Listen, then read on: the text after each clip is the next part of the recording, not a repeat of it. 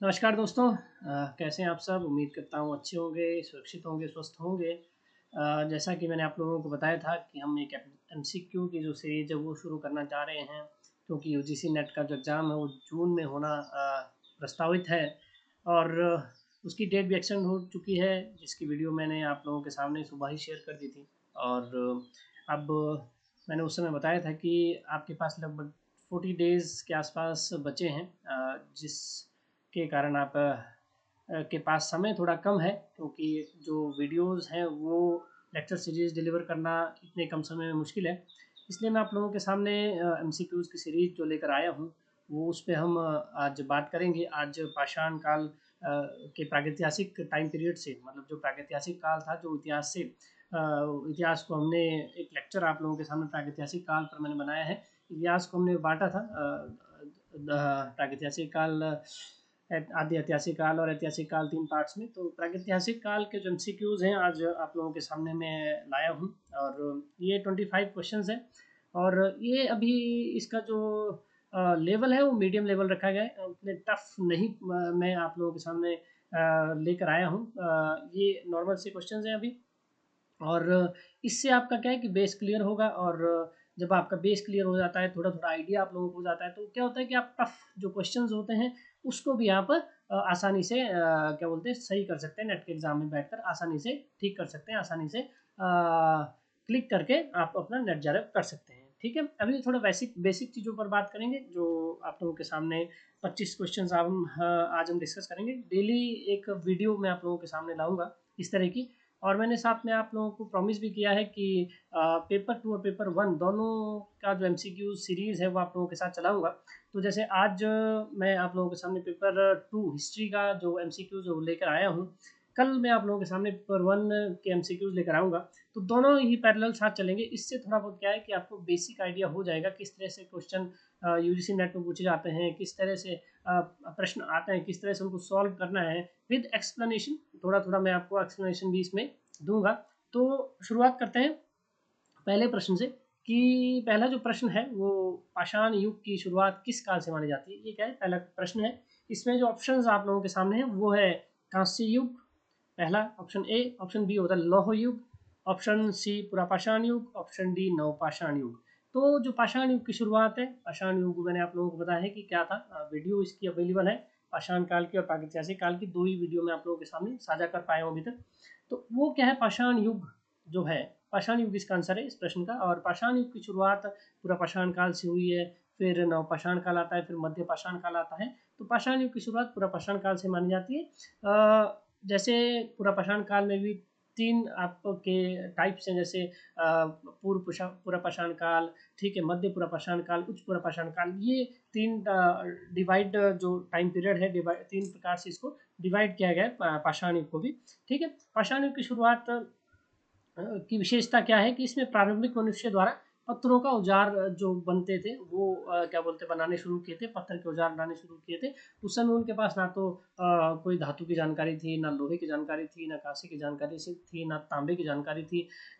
इसीलिए पूरा पाषाण काल क्यों कहा जाता है, क्योंकि उस समय ज़्यादातर रूप में लोगों ने क्या है, आदिमानव जो उस समय थे, हमारे पूर्वज जिनको आप कह सकते हैं, उन्होंने क्या किया था कि ज़्यादातर पत्थरों के औजारों, ज़्यादातर क्या 100% पत्थरों के औजार बनाना शुरू किया था। बहुत सारे पत्थरों के औजार ही बनाते थे, उसी से शिकार करते थे, उसी से भोजन की व्यवस्था करते थे। तो क्या है, पाषाण युग की शुरुआत क्या है, पूरा पाषाण काल से होती है। अब दूसरे प्रश्न की तरफ जाएंगे कि नवपाषाण क्रांति की प्राथमिक विशेषता क्या है। अब आप जब पाषाण काल को, जैसे पूरा पाषाण काल, मध्य पाषाण काल, नवपाषाण काल, इसमें अलग अलग लेकर आएंगे हम। देखिए, पूरा पाषाण काल के अलग से क्वेश्चंस लेकर आएंगे, मध्य पाषाण के अलग से लेकर आएंगे, और नवपाषाण के अलग से लेकर आएंगे। तो उसमें उस तरह के क्वेश्चन हम जो मोस्ट इंपॉर्टेंट होंगे और आपका जो बेसिक चीजें क्लियर करेगी, उस तरह का प्रश्न हम आप लोगों के सामने रखेंगे। ये जो दूसरा प्रश्न है, नवपाषाण क्रांति की प्राथमिक विशेषता क्या है, कि धातु के औजारों का उपयोग, ये पहला ऑप्शन है। कृषि का विकास, ये भी आपका दूसरा ऑप्शन है। आग की महारत, आग की महारत इन द सेंस कि आग की खोज, ये तीसरा ऑप्शन है। आग की खोज नहीं, आग की महारत, महारत मतलब आज आग व्यापक रूप से इस्तेमाल की गई, ठीक है, आग पर काबू पाना सीख लिया, आग पर कंट्रोल अगर उस समय था, तो ये आपका ऑप्शन दिया गया है। ये देखिए, कन्फ्लिक्ट है दो चीज़ों में।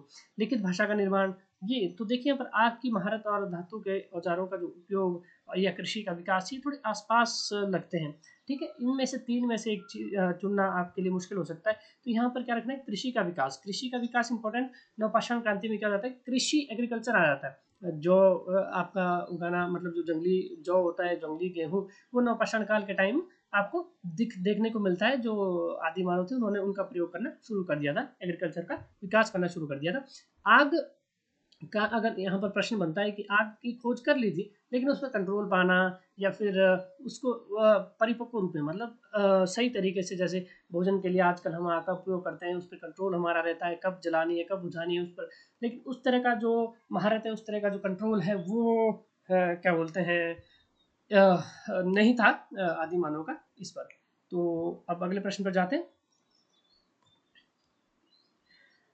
अगला प्रश्न है, माना जाता है कि कौन सी होमिनिड प्रजाति नियमित रूप से आग का उपयोग करने वाली पहली प्रजाति थी। अब आग की बात आती है, अब आग पर हम फोकस करते हैं। आग का प्रश्न आप लोगों के सामने है कि आग का कौन सी ऐसी होमिनिड प्रजाति है जो आग का उपयोग करने वाली पहली प्रजाति थी। इसमें जो ऑप्शंस आते हैं, होमोसेपियंस आपका पहला ऑप्शन है, फिर होमो इरेक्टस दूसरा है, निएंडरथल तीसरा है, और डी जो ऑप्शन है वो है ऑस्ट्रेलोपिथिकस। ये क्या है, होमिनिड मानव प्रजातियां हैं। इसके बारे में हम प्रश्न फिर से आप लोगों के सामने डीपली लेकर आएंगे कि मानव की जो अवस्थाएं हैं, मानव की जो प्रजातियां हैं, मानव की जो अवस्थाएं हैं, वो कौन कौन सी रही है और किस तरह से उनका विकास हुआ है। तो आज ये प्रश्न यहाँ पर है, तो इसका जो जवाब है वो है होमो इरेक्टस। होमो इरेक्टस को लगभग 1 मिलियन वर्ष पहले आग के नियंत्रण का श्रेय दिया जाता है। मतलब सबसे पहले क्या है कि होमो इरेक्टस ने ही आग, जो मानव की प्रजाति होमो इरेक्टस, उसने ही आग की खोज की थी और उस पर धीरे धीरे काबू पाना, कंट्रोल करना सीख लिया था। ठीक है, अब जाते हैं अगले प्रश्न पर। प्रागैतिहासिक स्थल में पाए जाने वाले गुफा चित्रों का क्या महत्व है। मतलब यहाँ पर प्रश्न क्या बनता है कि जब मनुष्य गुफाओं में निवास करते थे, भोजन जैसे बात मान लीजिए, आज उन्होंने शिकार कर लिया है किसी आदि मानव की टोली ने, तो वो गुफाओं में निवास करते थे। आपको यह जानकारी होगी क्योंकि उनके पास उस समय घर नहीं था, इतना दिमाग विकसित नहीं था कि वो घर बना सकें, घर का शेप दे सके, झोपड़ियाँ बना सके। वो गुफाओं में रहना सीख गए थे। तो गुफाओं में जब वो रहे, तो गुफाओं में फ्री बैठे होते थे। आम सी बात है, जनरली बात है कि वो अब शिकार कर लिया है, भोजन उनके पास है, तो क्या ही करेंगे, वो फ्री बैठे थे। तो पत्थर से क्या करते थे, खुरेजते रहते थे। क्या खुरेजते रहते, जिस तरह से हम भी अब कहीं कभी दीवार पर कोई नाम लिख देते हैं, कोई चित्रकारी कर देते हैं, कोई फूल बना देते हैं, उसी तरह आदि मानव क्या करता था, दीवारों पर पत्थरों से ही खुरचना शुरू कर देता था। उस तरह से चित्रकारी करना उन्होंने शुरू कर दिया था। तो इसी तरह से प्रागैतिहासिक काल में गुफा चित्र जिनको कहते हैं, जैसे भीमबेटका में आपको गुफा चित्र मिलते हैं, तो क्या महत्व रहता है इनका, ये देखिए। पहला जो ऑप्शन है वो घरों के लिए, सजावटी कला के लिए थे। ठीक है, वे प्रारंभिक संचार और अनुष्ठान उद्देश्यों के रूप में काम करते थे। तीसरा जो ऑप्शन है, उनका उपयोग नेविगेशन के लिए किया जाता था। नेविगेशन मतलब यहाँ से जैसे आजकल नेविगेशन सिस्टम भारत पाक युद्ध चला हुआ है, नेविगेशन सिस्टम आपका जो उधर से मिसाइल इधर से उधर दागनी है, उधर से इधर आ रही है, उस लिए जो नेविगेशन सिस्टम यूज किया जाता है वो, या आदि मानव काल में हम कह सकते हैं कि एक जगह से दूसरी जगह जाने के लिए जो रास्ता इख्तियार किया जाता है, उसके लिए नेविगेशन सिस्टम, ये मॉडर्न वर्ड है, प्रयोग में किया जाता था।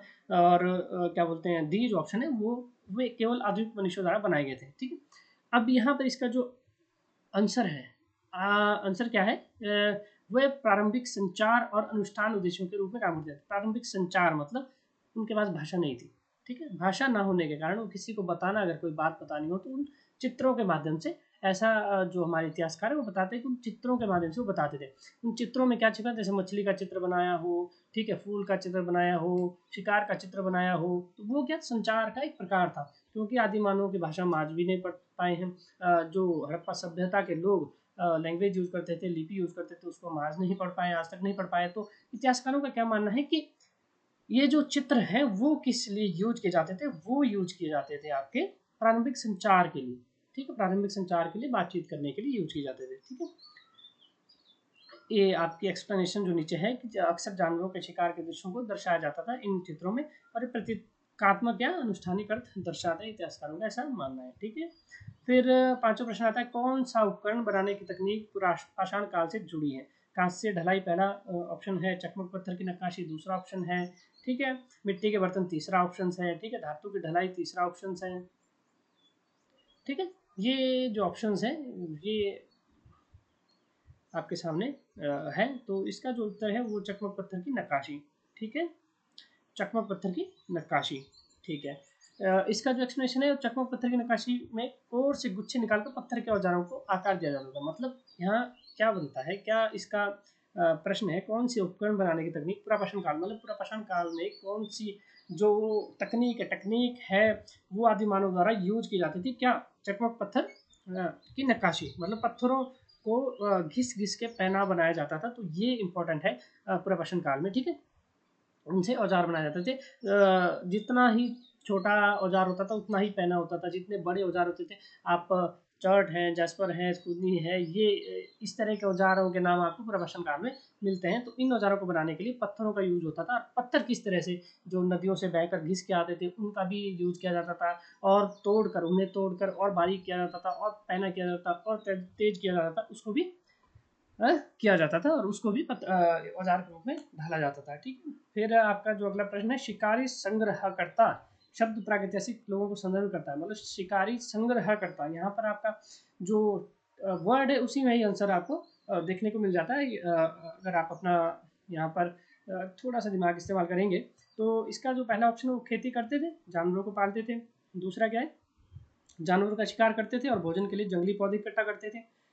तीसरा क्या है, स्थायी शहर बनाते थे। चौथा क्या, धातु के औजार विकसित करते थे। अब यहाँ पर जो शिकारी संग्रह करता अपने आप में ही एक आंसर है, यहाँ देख सकते हैं आप। जानवरों का शिकार करते थे और भोजन के लिए जंगली पौधा इकट्ठा करते थे। संग्रह करता मतलब इकट्ठा करना, संग्रह करना, एकजुट करना, इकट्ठा करना। तो क्या करते थे, शिकार करते थे, उनको मारते थे, गुफाओं में लेकर आते थे और उनका संग्रह करते थे। ये क्या है, इसका जवाब है, ठीक है। निम्नलिखित में से कौन सा पाषाण युग का हिस्सा नहीं है, ये आप जानते हैं, कांस्य युग पाषाण युग का हिस्सा नहीं है, क्योंकि कोई विकास आपको पाषाण युग में नहीं देखने को मिलता है, ठीक है। मध्य पाषाण काल में एक बड़ा परिवर्तन क्या था, डिफरेंसेस की बात हो रही कि क्या सबसे बड़ा परिवर्तन आया। तो पहला जो ऑप्शन है, पॉलिश किए गए पत्थर के औजारों का उपयोग, जानवरों को पालतू बनाना, धातु के औजारों में बदलाव, बड़े शहरों का विकास। उत्तर क्या है, जानवरों को पालतू बनाना। ये उत्तर क्यों है, क्योंकि सबसे पहले कुत्ते को मनुष्य ने पालतू बनाया था, उसके बाद अलग अलग पशुओं को मनुष्य ने पालतू बनाना शुरू कर दिया था। नवा प्रश्न आज हम देखते हैं, कौन सी होमिनिड प्रजाति आधुनिक मनुष्यों के सबसे करीब है। मैंने आपको बताया है कि मनुष्यों की प्रजाति पर अलग से प्रश्न हम लेकर आएंगे, 20 से 25 प्रश्न। किस तरह से इनका विकास हुआ, किस तरह से डेवलपमेंट हुआ, कौन कौन सा मनुष्य किस चीज़ में माहिर था, वो मैं आपको बताऊंगा। तो आज नवा प्रश्न यहाँ पर मनुष्य के प्रजातियों से संबंधित है। तो होमो हैबिलस, होमो इरेक्टस, होमो सेपियंस, निएंडरथल। तो होमो सेपियंस इसका आंसर है। होमो सेपियंस ही आधुनिक मानव है, यानी कि हम आप होमो सेपियंस है राइट नाउ, ठीक है। अगला जो प्रश्न है, प्रागैतिहासिक का क्या अर्थ है। प्रागैतिहासिक का क्या अर्थ है, मैंने अपने यूट्यूब चैनल पर इसकी एक वीडियो बनाई है। प्रागैतिहासिक का क्या अर्थ है, लिखित इतिहास के बाद, लिखित इतिहास से पहले, दर्ज इतिहास के दौरान, आधुनिक इतिहास। तो इसका जो जवाब है, लिखित इतिहास से पहले, मतलब जब हमारे पास कोई रिटन एविडेंस नहीं था, रिटन हमारे पास कोई बुक नहीं थी, रिटन हमारे पास कोई सोर्स नहीं था, उससे पहले के टाइम पीरियड को क्या कहते हैं, प्रागैतिहासिक काल कहते हैं, प्रागैतिहासिक टाइम पीरियड कहते हैं, ठीक है। फिर 11वां जो प्रश्न आता है, वो इनमें से कौन सी सामग्री प्रागैतिहासिक औजारों के लिए इस्तेमाल की जाने वाली एक सामान्य सामग्री नहीं थी। तो पत्थर, हड्डी, लोहा, लकड़ी। तो क्या है कि प्रागैतिहासिक काल में हमारे पास लोहा बिल्कुल भी नहीं था, लोहे का यूज बिल्कुल भी नहीं किया जाता था। पत्थर, हड्डी और लकड़ी का यूज मनुष्य करता था। पत्थरों के औजार हमें देखने को मिलते हैं, हड्डियों के औजार भी हमें देखने को मिलते हैं, लकड़ियों के माध्यम से भी मनुष्य शिकार करता था, तो उसके भी औजार देखने को मिलते हैं, ठीक है। लोहे का कोई आइडिया प्रागैतिहासिक काल में हमारे को नहीं मिलता। लोहा हमें जाकर मगध के आसपास, जब मगध का साम्राज्य था, मगध टाइम पीरियड में जब 16 महाजनपद हम उनके बारे में पढ़ेंगे, तो उस टाइम लोहा क्या है प्रयोग में आया, लोहा क्या है कार्यक्रम में आया, उसका जो औजार हमें देखने को मिलते हैं मगध काल में मिलते हैं, ठीक है। प्रागैतिहासिक मनुष्य को एक स्थान पर बसने का मुख्य कारण क्या था, एक स्थान पर क्यों बसे। अब पहले क्या होता था कि मनुष्य एक स्थान पर नहीं बसते थे, आज यहाँ शिकार किया, कल दूसरी जगह चले गए, परसों तीसरी जगह चले गए, चौथे फिर दूसरी जगह अलग जगह चले गए। तो क्या होता था कि मनुष्य एक जगह नहीं टिकता। अब क्या हो गया कि धीरे धीरे मनुष्य ने क्या है एक जगह टिकना शुरू कर दिया, बस्तियां बनाना शुरू कर दी। तो क्या है, पहला शहर बनाने के लिए, ऑप्शन एक। ऑप्शन जो दो है, खेती करने और फसल उगाने के लिए। तीसरा क्या है, बड़े जानवरों का शिकार करने के लिए। चौथा क्या, धातु के औजारों को बनाने के लिए। ये तो इसका जो आंसर है, खेती करना और फसल उगाने के लिए। जब से मनुष्य ने खेती करना शुरू किया, फसल उगाना शुरू किया, तो ऐसा तो है नहीं कि आज बीजी फसल और 2 दिन बाद फसल तैयार, ऐसा तो नहीं था। तो था क्या कि अगर आज बीजनी है फसल तो 3 महीने 6 महीने आपको इंतजार करना पड़ेगा। तो जब इंतजार करना पड़ेगा तो आपको फसल की रख रखाव भी करना पड़ेगा, जंगली जानवरों से भी बचाना पड़ेगा, तो आपको वहीं रहना पड़ेगा। वहीं रहना पड़ेगा तो मनुष्य ने क्या है, स्थायित्व प्राप्त कर लिया, स्थायी वहाँ पर मनुष्य ने रहना शुरू कर दिया, स्थायित्व मनुष्य ने वहाँ पर प्राप्त कर लिया था। ठीक है, फिर अगला जो प्रश्न है, खेती प्रागैतिहासिक मनुष्य ने सबसे पहले किस जानवर को पालतू बनाया? ये कुत्ता है। ये बहुत ही आसान सवाल है अगर आपने इसको थोड़ा बहुत देखा हुआ। अब अगला जो प्रश्न है वो है, निम्नलिखित में से कौन सा एक प्रसिद्ध प्रागैतिहासिक पुरातात्विक स्थल है जो अपने मेगालिथिक पत्थर के घेरे के लिए जाना जाता है? मेगालिथिक पत्थर, ये माचू पिचू, स्टोनहेंज, पोम्पेई, महान पिरामिड या स्टोनहेंज। इंग्लैंड में एक स्टोनहेंज जगह है जो प्रागैतिहासिक काल के दौरान बनाए गए अपने बड़े बड़े पत्थरों के लिए प्रसिद्ध है। अगला प्रश्न देखते हैं, पुरापाषाण काल के मनुष्यों के भोजन का मुख्य स्रोत क्या था? ये इंपॉर्टेंट प्रश्न है। क्यों, क्या था मुख्य स्रोत पुरापाषाण काल की अगर बात की जाए तो? पालतू फसलें, यहाँ शायद मिसप्रिंट हो गया, ये फसलें यहाँ पर आ सकता है, पालतू जानवर आ सकता है, मछली पालन और डेयरी उत्पाद आ सकता है, तो जंगली जानवर और पौधे इसका जो है वो सही आंसर है। ये थोड़ा सा मिस प्रिंट हो गया यहाँ पर, तो आप इसको करेक्ट कर लें कि प्रपाषण काल के मनुष्यों का जो मुख्य भोजन था वो जंगली जानवर था, शिकार करते थे, और जंगली ही पौधे थे जो वो भोजन के लिए इस्तेमाल करते थे।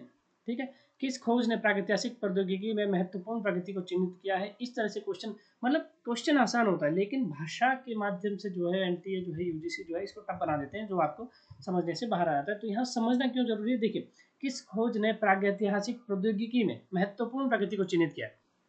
अब देखिए, प्रागैतिहासिक तो आपको पता है, प्रौद्योगिकी, अब देखिए प्रौद्योगिकी आप सोचेंगे कि यार प्रौद्योगिकी उस समय कहाँ था, उद्योग उस समय कहाँ थे, इंडस्ट्री उस समय कहाँ थी, फैक्ट्रीज उस समय कहाँ थी, लेकिन यूजीसी जो एनटीए है वो हमारे माइंड से खेलता है, हमारे माइंड को चेक करता है, हमारे माइंड की शार्पनेस को देखता है। तो यहाँ पर आग बनाना इसका आंसर क्यों दिया गया है? क्योंकि आग के माध्यम से ही जो है वो निर्माण हुआ उद्योग का।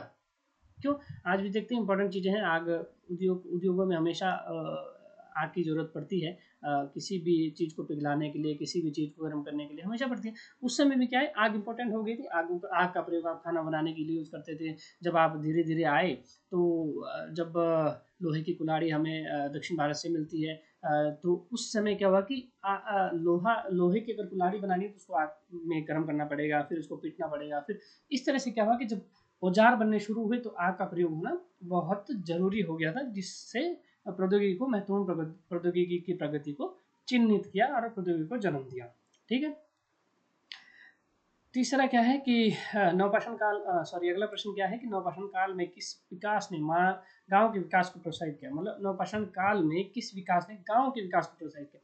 बहुत अच्छा प्रश्न है। धातु के औजारों का उपयोग, यह पहला प्रश्न ऑप्शन है, दूसरा है कृषि अधिशेष, तीसरा है लिखित भाषा, चौथा है व्यापार नेटवर्क। अब क्या है कि गाँव का विकास, जब मनुष्य ने धीरे धीरे गाँव बनाने शुरू कर दिए, धीरे धीरे वहाँ पर बस्तियाँ बसाना शुरू कर दी, तो उसका विकास, गाँव का डेवलपमेंट क्यों हुआ, कैसे हुआ? क्योंकि कृषि अधिशेष मतलब कृषियों का, जब वहाँ पर फसलें तैयार होने लगी, फसल जैसे बात मान, किसी गांव में कोई आदि मानव रहते हैं, दूसरे गांव में कोई रहते हैं, तो उन्होंने वहाँ पर फसलें उगाना शुरू कर दिया।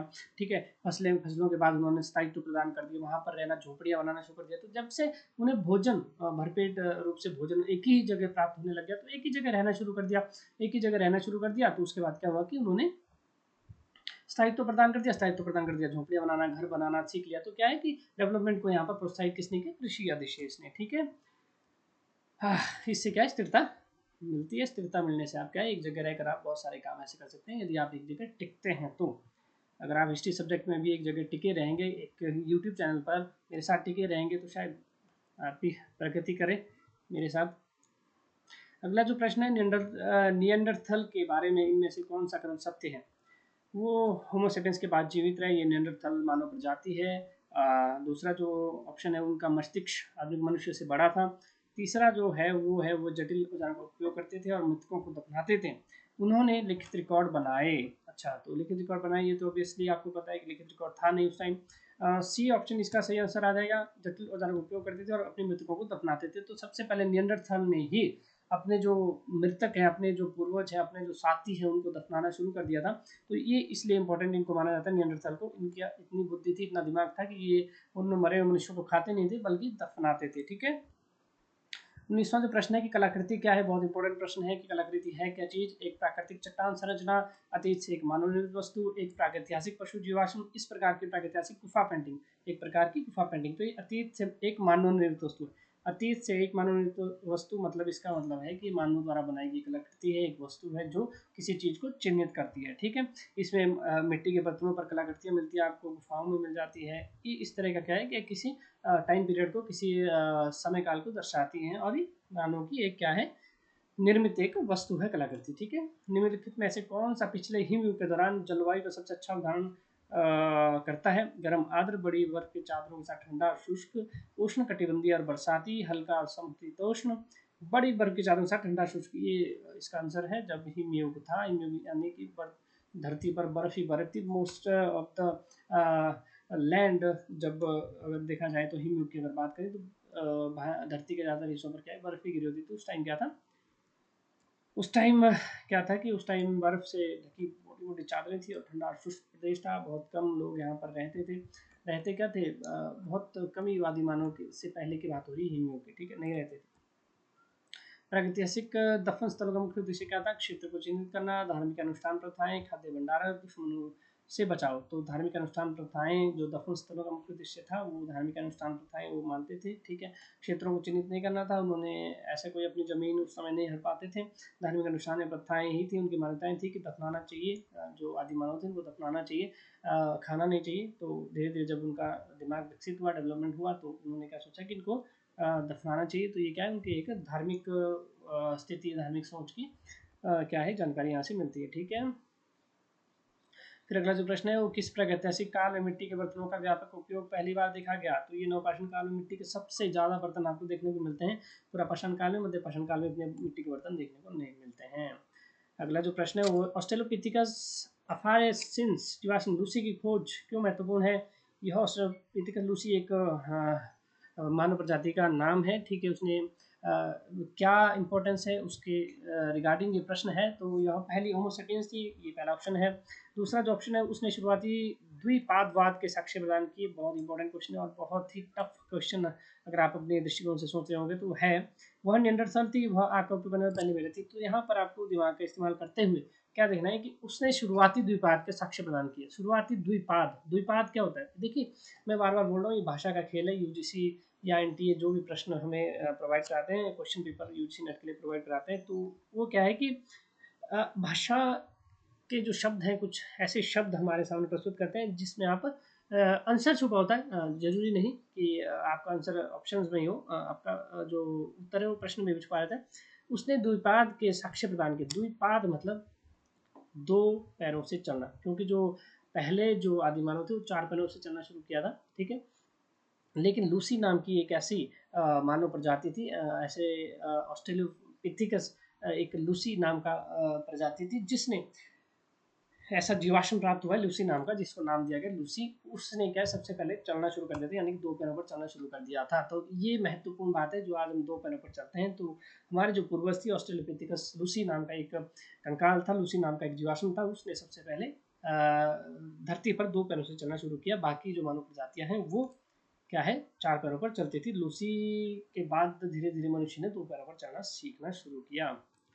ठीक है, सीधा चलना, पहले चार पैरों से चलते थे, अब लूसी जो है होमिनिड जो था वो दो पैरों से चलना सबसे पहले उसने शुरू किया था।